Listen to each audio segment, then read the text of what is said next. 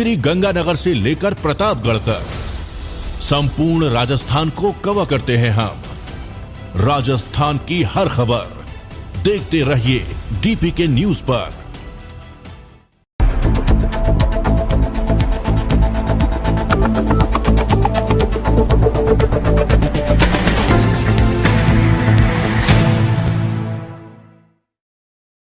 नमस्कार, हमारा राजस्थान बुलेटिन में आपका स्वागत है। मैं आपके साथ हर्ष चौधरी। बुलेटिन की शुरुआत करने से पहले एक नजर बुलेटिन की अहम सुर्खियों पर। द्रौपदी मुर्मू के कार्यक्रम में भिड़े किरोड़ी लाल मीणा और राजेंद्र राठौड़, फिर ट्वीट कर दिखाई दोस्ती।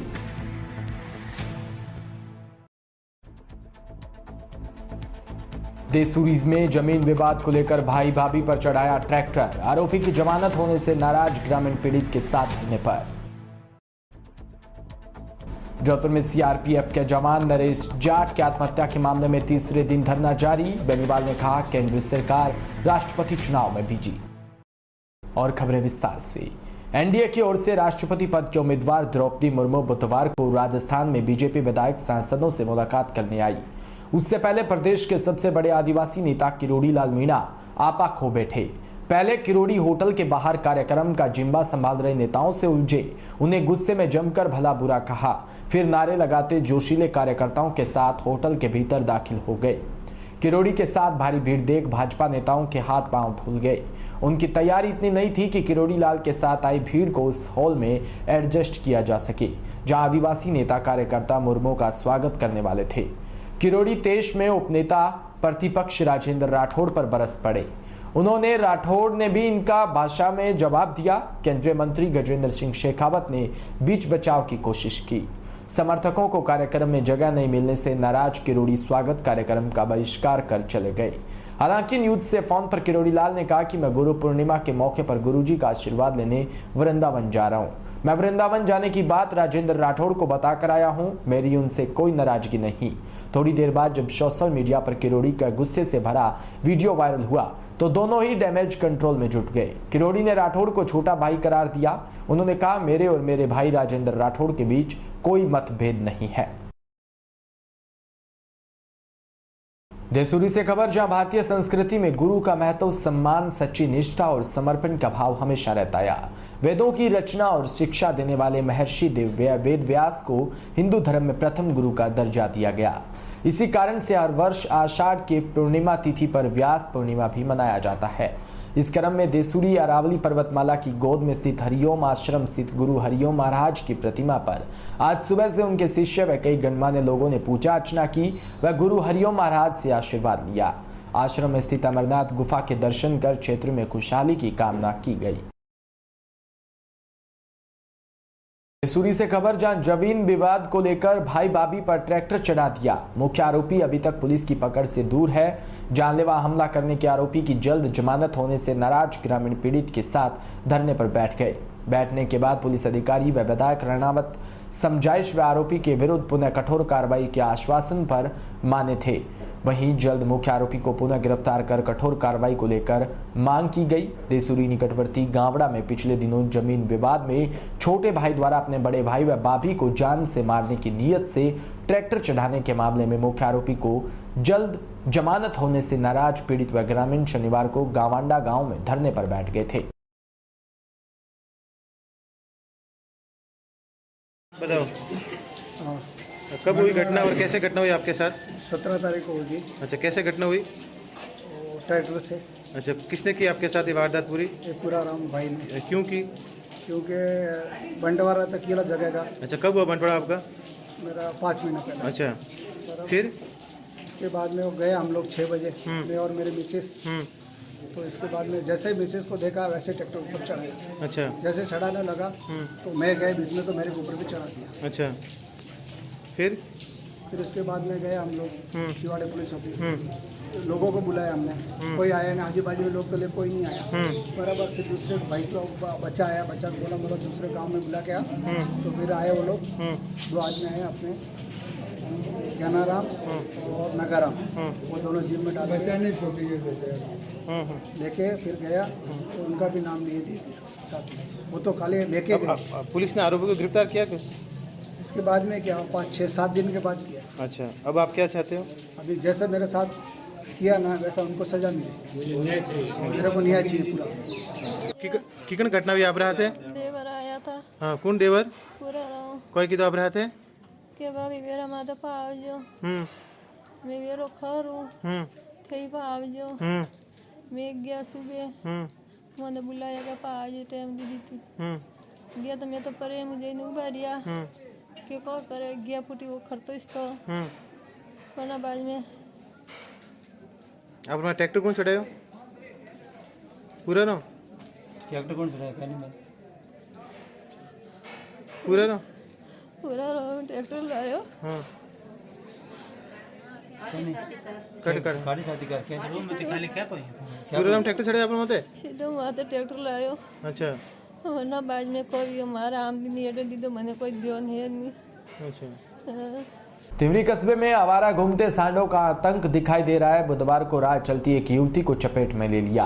हादसे में युवती गंभीर रूप से घायल हो गई, जिसे गंभीर हालात में उपचार के लिए जोधपुर रेफर किया। पूरी घटना सीसीटीवी में कैद हो गई। अब सीसीटीवी में कैद हुई वारदात का वीडियो जमकर वायरल हो रहा है। बता दें कि तिवरी कस्बे में गलियों और बाजारों में आवारा सांड बड़ी तादाद में है। जोधपुर शहर के ओलंपिक रोड स्थित एक शराब के ठेके में काम करने वाले सेल्समैन के साथ देर रात मारपीट का मामला सामने आया। उसके बाद मौके पर पहुंची सरदारपुरा थाना पुलिस ने मारपीट करने वाले एक युवक को भी पकड़ा। मामले के बारे में बताते हुए सरदारपुरा थाना पुलिस ने बताया कि ओलंपिक रोड पर स्थित एक शराब के ठेके से इतना मिली कि कुछ लोग वहां हंगामा कर रहे हैं, जिस पर टीम को मौके पर भेजा गया। टीम ने मारपीट करने वाले एक युवक को पकड़ा और वहां अन्य की तलाश जारी है। ठेके पर काम करने वाले सेल्समैन ने बताया कि 3 युवक उसके पास आए और शराब की मांग की।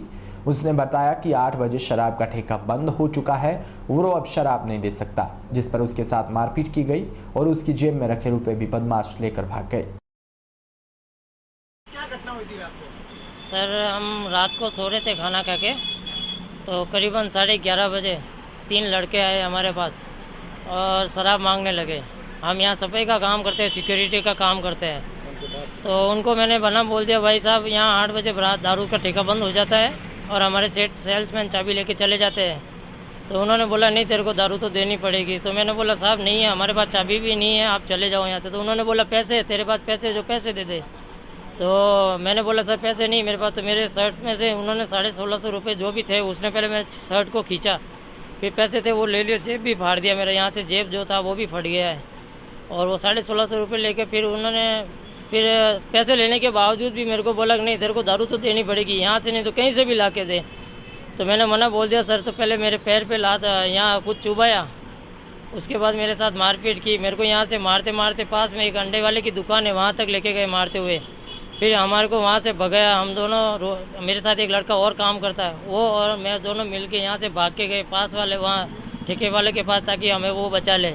तो वहाँ पे भी ये लोग हमारे पीछे मारने के लिए आए और हमें जाते जाते ऐसे बोल के गए कि अगर तू ये नहीं देगा और पुलिस में रिपोर्ट करेगा तो तुझे जान से मार देंगे, और यहाँ पे जोधपुर में दिख गया तो तू जिंदा नहीं रहेगा। मेरे को जान से मारने की धमकी दी गई। क्या नाम है?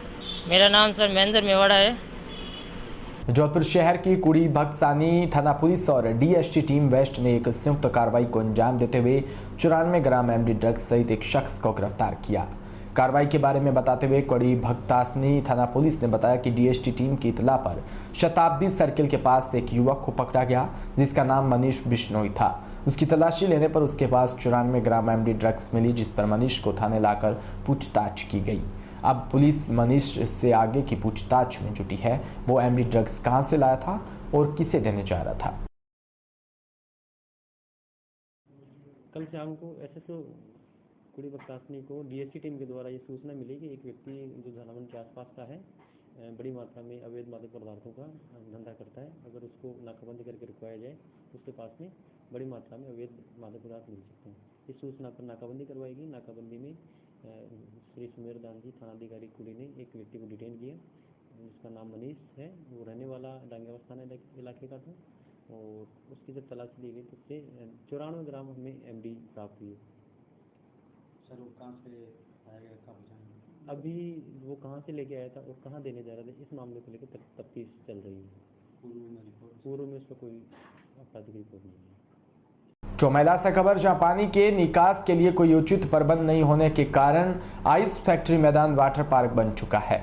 ऐसे में वार्ड के लोगों ने पानी निकालने का प्रयास किया तो लोगों के घरों में पानी घुसने लगा तो कहीं रोड पर पानी बहने लगा। ऐसे में विवाद की परिस्थिति बन रही है। वार्ड के स्थानीय लोगों ने वार्ड मेंबर को कॉल कर अवगत करवाया तो वार्ड मेंबर ने जवाब देते हुए बताया कि एचडीएम साहब को अवगत करवाएं। ग्राम पंचायत में एक वार्ड मेंबर की लापरवाही का खामियाजा वार्ड के लोगों को भुगतना पड़ रहा है। पिंडवाड़ा से खबर, जहां राजस्थान वेलफेयर सोसाइटी मुंबई के सहयोग से बनारसी मोहन धर्मशाला में सिरोही विधायक व मुख्यमंत्री सलाहकार श्याम लोढ़ा के मुख्य आतिथ्य में आदिवासी क्षेत्र के 68 स्कूलों के छात्र छात्राओं को 22,000 नोटबुक, 5500 वाला पेन व 2100 स्लेट सहित पिंडवाड़ा के 700 छात्र छात्राओं को निःशुल्क वितरित किया। इस अवसर पर विधायक श्याम लोढ़ा ने अपने संबोधन में कहा कि ये क्षेत्र शिक्षा चिकित्सा में पिछड़ा हुआ है। इस क्षेत्र में राजस्थान वेलफेयर सोसाइटी का निःशुल्क नोटबुक व अन्य सामग्री का वितरण गरीब आदिवासियों के लिए वरदान साबित होगा।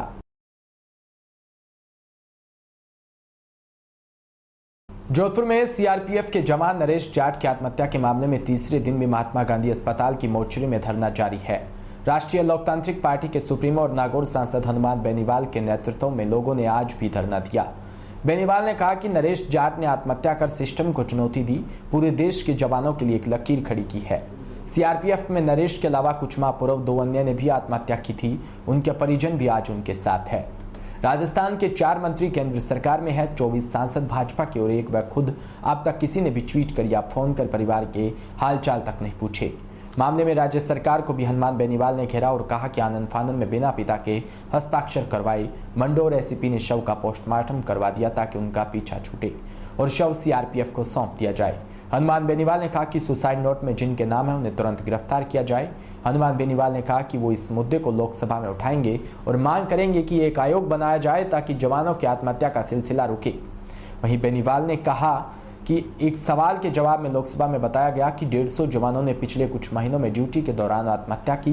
केंद्र सरकार और राज्य सरकार पर निशाना साधते हुए हनुमान बेनीवाल ने कहा कि दिल्ली की सरकार राष्ट्रपति चुनाव में बिजी है।